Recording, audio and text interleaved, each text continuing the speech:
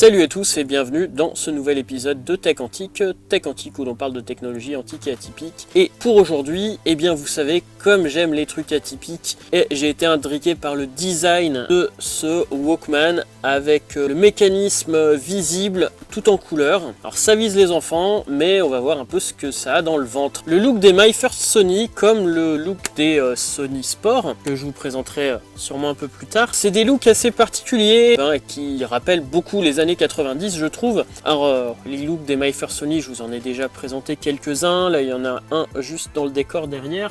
Il y en a un autre derrière moi, le lecteur CD. J'en ferai des tests plus approfondis bientôt. Mais là ici, eh bien en fait, pour vous présenter un peu quoi choisir en Walkman, la vidéo en cours qui n'a pas pu être terminée à temps, et bien ici, pour vous montrer le mécanisme et comment fonctionne une cassette audio, j'en profitais donc pour restaurer ce Walkman. Et ce Walkman est très particulier, d'abord par son look. Il est fait pour les enfants, donc produit dans les années 90, entre 91 et 94 pour ce modèle en particulier, qui était basé sur un modèle de Walkman d'entrée de gamme, qui avait un look aussi assez sympa, mais bon bah moins sympa parce qu'on voyait pas le design derrière, qui était le WM-B10, mais celui-là donc a un design beaucoup plus enfantin on va dire, et un peu plus fun. Et puis il a en plus un haut-parleur, donc il y avait un autre modèle donc qui est encore plus proche du WM-B10 sans ce haut-parleur, qui était le WM-3000, alors que celui-là en possède un. Vu la taille du haut-parleur, en sachant qu'il est juste derrière, mais ça permettait peut-être aux parents de ne pas leur donner des écouteurs, mais je conseille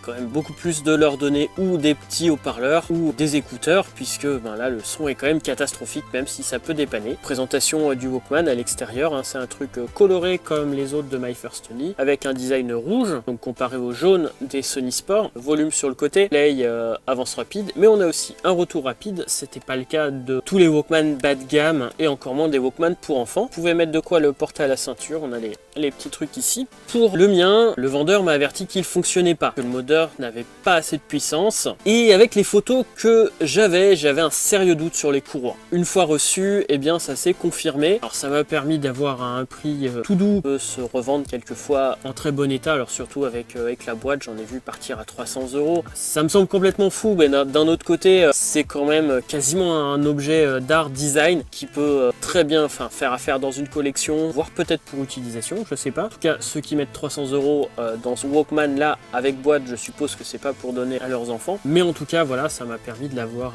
à vraiment pas cher. Donc une fois que je l'ai reçu, j'ai essayé de le démonter. Donc qualité de fabrication Sony, les vis sont cachées mais facilement accessibles, ça se démonte facilement, et en effet les courroies sont complètement détendues et commencent tout juste à se désintégrer, donc il est vraiment temps de les changer parce que ça risque de coller ensuite et de faire n'importe quoi. J'ai tenté de le régler, donc j'ai tenté plusieurs courroies pour avoir bonne vitesse de réglage, donc j'ai retiré et remis le ressort pour pouvoir accéder à la deuxième courroie. Donc il y a deux petites courroies.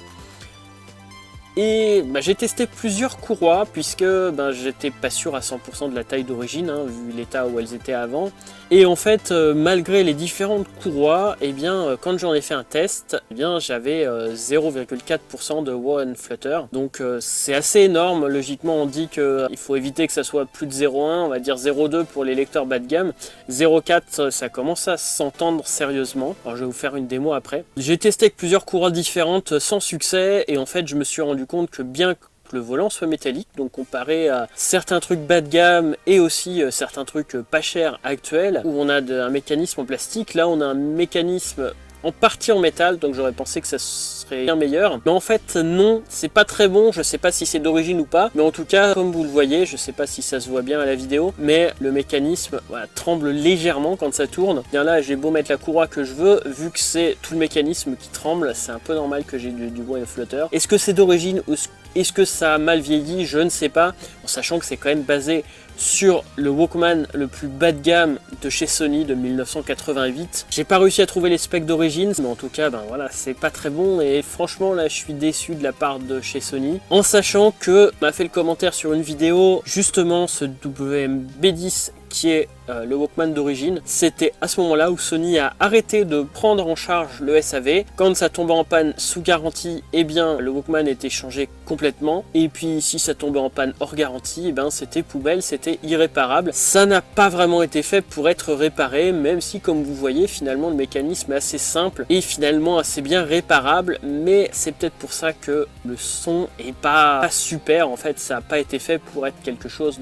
d'hyper robuste non plus, même si c'est au final le mécanisme simple et plutôt solide, c'est quand même fait pour les enfants. Donc bon on remonte et on test, et malheureusement au moment où j'ai voulu faire l'enregistrement donc sur le PC qui me sert à tester le OneFlutter, eh bien j'ai eu une mauvaise nouvelle, c'est que le PC, donc là ça va me reprendre du temps pour les prochaines vidéos. J'avais préparé tout le matériel fixe pour filmer les prochaines vidéos et là bam, le PC que j'utilise comme PC de test pour les différentes machines audio a lâché. Mais il va falloir que je refasse l'enregistrement et je vais perdre un peu de temps pour les prochaines vidéos, je suis désolé. Puis le test sur le haut-parleur interne, bien sûr c'était à prévoir, c'est catastrophique.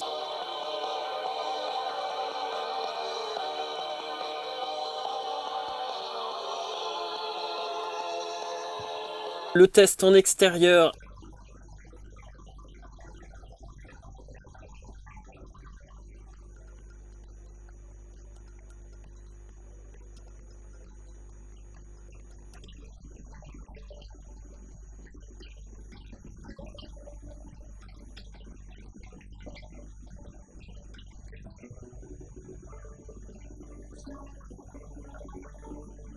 Toujours pas super, je vous ai dit, avec pas mal de OneFlutter. J'ai pas réglé la tête. Alors ça pourrait se régler, mais ça demande un démontage de la porte avant. Et comme je vous ai dit, c'était des trucs qui étaient autant le démontage par l'arrière assez facile, autant le démontage par l'avant.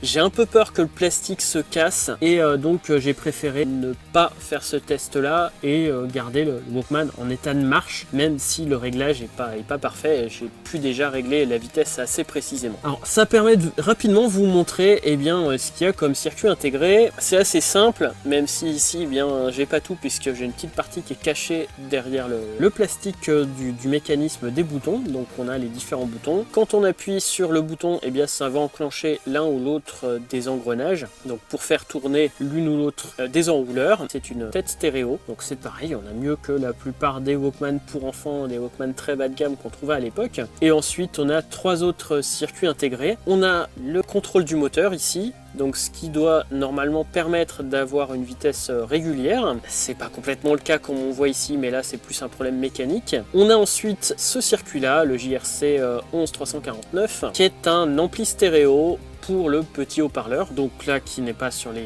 2 autres Walkman sur lequel celui-ci est dérivé. Et ensuite le LA4570 qui est un ampli casque qu'on retrouvait dans pas mal de Walkman plus ou moins corrects de l'époque. Donc voilà, des composants pas mal standards. C'était fabriqué à Taïwan et non pas au Japon. Voilà, je trouve que c'est une pièce design importante. Sur des sites de design, il est souvent cité. Et puis c'est le seul que je connaisse où on voit le mécanisme comme ça, tout en couleur. Je trouve ça assez fascinant. Pareil, j'aurais sûrement adoré de voir ça à l'époque. Alors bien sûr, les Walkman Sony, même pour enfants, étaient beaucoup plus chers que les Lancet ou les petits trucs que j'avais moi à l'époque. Mais ça reste une belle pièce de collection, une belle pièce dans un décor de film, dans un décor de vidéo, etc. C'est intéressant aussi pour voir le mécanisme, le fonctionnement de la cassette et tous ces petits trucs mécaniques qui tournent. Donc je trouve ça plutôt sympa. Voilà, j'espère que cette vidéo vous aura plu. Je vous donne rendez-vous très bientôt pour une nouvelle vidéo. Donc comme je vous ai dit, je suis en train de préparer quelque chose sur les Walkman et puis toujours sur la réparation des platines cassettes, même si je m'étais fait une machine spécialement pour, et comme je vous ai dit pendant la préparation de cette vidéo là, elle m'a lâché. Donc sur ce, je vous donne rendez-vous très bientôt pour une nouvelle vidéo. Soyez authentiques et atypiques et à très bientôt.